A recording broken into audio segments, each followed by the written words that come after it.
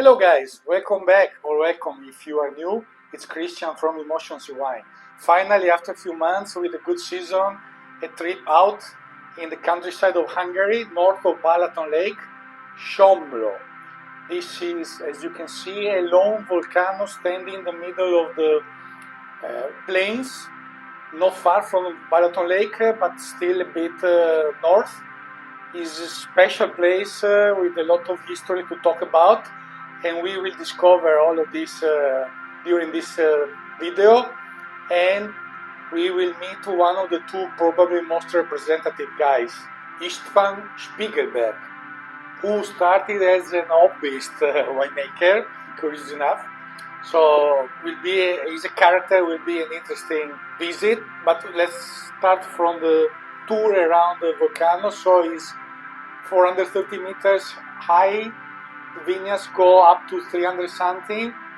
All around is really like a panettone, the traditional Italian cake, the shape. And all around there are the vineyards, as you can see. You see the basaltic rock. The walls are all built with those. That is the rock of this volcano. So the classic dark rock volcanic. And nowadays the best part is considered the northern, because the summers are getting warmer, we know. So that is the best, is less sunny and giving a better result. But the wines here have a lot of acidity naturally.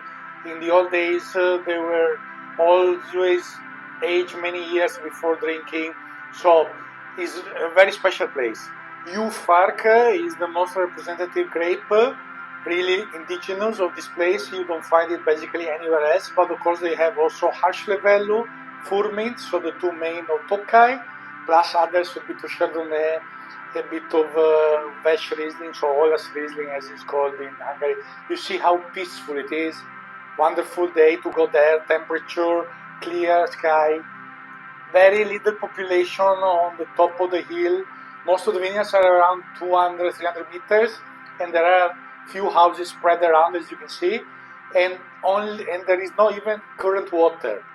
So it's really few people living in these houses, especially winter time, almost nobody. But on the low side, in the other villages, there is a bit of more population. Here is the wine terrace of Spiegelberg, where we will be most of the time after finishing all the tour. You see, very nice place with a nice terrace and the view on the vineyards. So time to sit down and start to talk and taste. A bit of introduction first, as hinted. In the Austro-Hungarian Empire days, seems this was the most popular region in the area. First of all, because of the high acidity and low aging of the wines, so they were perfect for transportation, because they were lasting much better than the others. In the days, of course, as hinted before, things changed. He's mentioning here that in the older days, the southeastern part was the most interesting, while now, as I hinted before, the northern is better because it's a bit cooler. The acidity of all these grapes is naturally very high. Farc in particular, but we know also Furmint if you follow the channel, because of the Tokai videos where I explain well about the high acidity. Harschlevellu a bit less, but still high. Others slightly less. And then is also the terroir conditions favoring it. Of course, in the old days, the acidity was higher, so there was more need of aging than nowadays, because the summers in particular are getting warmer. Traditionally, all the casks, mostly big sized, some still doing oxidized wine today, small, as I said, family owned, or even some of those bottlers, but it's not the case of Spiegelberg and the top ones. There are just 3-4 medium sized wineries, and the others, even those a bit more famous, are just like Spiegelberg. He's making just 5,000-6,000 bottles per year, just a couple of hectares. Yield is very low even here. You saw the basaltic rock, top is mostly loose and sandy, sometimes a bit of clay. So everything is particular and producing something special. Nowadays, I said there are more 22, 23 vintages on market because also the winemaking change. But he is, as we will discover, doing things very specially and more on the traditional style. He's not good in English, that's why I'm doing the talk. Here you see his vineyards. The first he bought with the properties, that's why he started as hobbyist. You can see this is alberello, bush. He planted this way about 20 plus years ago. And the bunches are forming, as you see, beginning of June will be ready. Is Olas Riesling, so Vesh Riesling, Ufark and Furmint planted in these vineyards around the house and the cellar. And then he has a small plot on the other side, on the northern, where is Chardonnay and Achevelou. He doesn't have old vines, and he started the first vintage 1993. He won immediately awards nationally and even abroad. He was telling us a lot of stories about that. Even American, there is maybe we will see the sticker about 2014, one of the top wines in the world. So there was a long time. There was basically nothing, and it was just a hobbyist winemaker. Yes. 2007-ben költöztem véglegesen Somlóra. And at 2007, he started seriously. No. He's lived here, so he moved over here and living the life. Whole year now? Egész évben akkor itt Igen. Whole year, yes. So he's basically only 18 years full time, and he had a lot of recognitions and is considered, as I said before, one of the top in the area. And every wine is putting aside about 100 bottles to keep a library. So imagine, with his tiny quantities, even doing this, he's not even bothering much about the pricing, etc. Of course, all wines expensive, but incredible. And we will discover more along the tasting. In the meantime, we already started to taste a couple of wines. First, young ones, but he promised that along the day we will have even over 10, 15 years old ones. So look forward for it. So Chardonnay is not a typical grape of this place, but as he said before, he found a vineyard with Chardonnay. 2021, ami már sajnos úgy elfogyott, bekerültem még Magyarországon a 3 legjobb Chardonnayba. So the 2021 Chardonnay was the 3 best Chardonnay of Hungary at 2000. And even this 2021. And this is 22, which is not a great vintage, but this is a great Chardonnay. This is really good. So here you have what is missing usually. I mean, out of Burgundy, but even in Burgundy, that because here you have the smoky. You smell the smoky from the basalt. That is one of the classic characteristics of not just all volcanic, basalt in particular. Here you have the smoky that you cannot find on Chardonnay, even in Burgundy or in other very rocky soils. So time to see the cellar, not much to see, it's tiny, he's making a few thousand bottles. As I said, everything natural, so organic farming, natural indigenous yeasts, nothing added, small tanks just for the assemblage and these things. Everything goes to casks, majority medium sized as you see, and Hungarian casks, and majority long age. As you will see, there is the letter with the vintage on each one. So some wines are there several years, not just a bit and then bottle. He is letting nature do. He just interpreting. You see, harsh level 24, harsh level 23. Just interpreting nature, letting it go. In the old days, they were harvesting end of October. Nowadays, of course, he's a bit anticipated, but he is a believer of late harvest. Of course, there they can, because the acidity is high. You need to keep acidity at a certain level to be able to have long-lasting wines and well-balanced.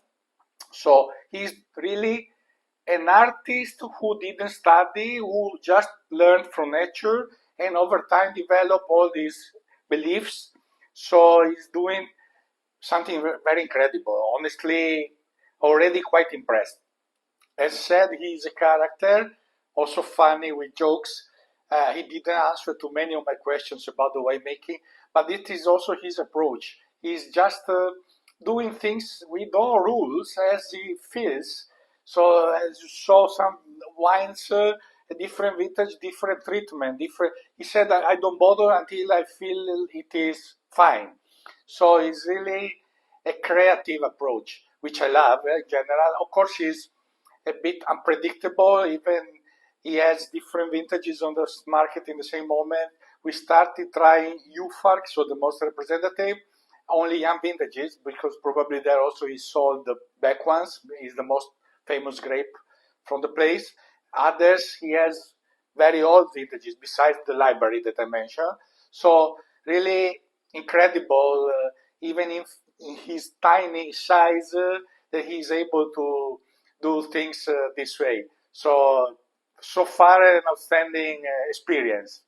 So don't even think to ask him to make this same wine, let's say, every vintage. Is impossible. Every grape is completely different from one year to the other. Different expressions, different alcohol levels. He's also doing some semi-dry, because spontaneous means that the fermentation may even stop itself. So it's really out of the box in every mean. For the second part of the tasting, let's say, we moved inside. Sunset was coming, it was time for dinner, so we had dinner first, sipping still something, and then we continued for a few hours more, sitting and chatting and tasting several other wines, as you will see at the end. So at the beginning, I said it was mostly UFARC and Chardonnay, the young ones. As you've seen, Chardonnay was very impressive, even more. I love UFARC in general, and it was good, but probably too young because it was only 22 or 23 vintage. Then we progressed with some Olas Riesling, some semi-dry also, something a bit more sugary, and we started to go for more aged ones. I forgot to say before, as you've seen, is only white wines in Somló, and the total acreage is below 1,000 hectares, so it's really a small wine region. That's why, and many don't bottle either, as I said, they do just for the own consumption, so it's really a tiny area. Not easy to find, of course, but if you are in Hungary, it's something you cannot miss, indeed. So the wine that we had more vintages and satisfaction was Harsh-Levelu, which I tried before from the Somló Volcano, and I found it interesting. Usually Harsh-Levelu is mostly found in Tokaj area, not many other places, but in Somló is giving great results. So his case is confirming it. This is the moment, as you can see, I'm praising for Harsh-Levelu 2013 arriving on table. This is for me his flagship wine overall. Mind-blowing, still young. If you do blind tasting, you cannot guess at all that is almost 12 years old. Impressive. Very elegant, very young and fresh still. Of course, as I said already before, the smokiness is the main characteristic of this place besides the acidity. So all the wines mark it, but the Harsh-Levelu really impressive. Unfortunately, the final phase of the whole day was not perfect, even if we were having a lot of fun, as you can see. But the only Furmin that we tried, it was 2015, the one you are seeing now in the glasses, unfortunately was a bad bottle. Like oxidized, problem with the cork, evolution of the bottle, whatever. It's the wine that they bottled already a few years ago, but it was the only Furmin available and was one of the two oldest wines. So really a pity. Of course, we didn't finish there. We tried back something else, but it was a great disappointment, especially for him, honestly, because they had only one bottle there, so we couldn't have a second chance to try it. So pity, but amazing day, very long, as you've seen, until night. We enjoyed a lot. We tried crazy things. So really a great experience. Putting him to me close to Lenke. I will give you the link below if you are interested to see Lenke's videos that I did in Tokai before. I know him since few years. While Spiegelberg I met just 2 months ago. So the new discovery is really a top-notch white wines producer of the country. Even more niche because we are talking about just few thousand bottles. So a great thanks to Spiegelberg, Istvan and his wife Judith. She took care of us incredibly. And then to my friend Levi who helped with the translation. This amazing trip. I hope you got the emotions and the message and the quality levels through our talk. And like, subscribe, comment please, support us, help us grow to give you more of this content if you like it. And see you next time. Salute!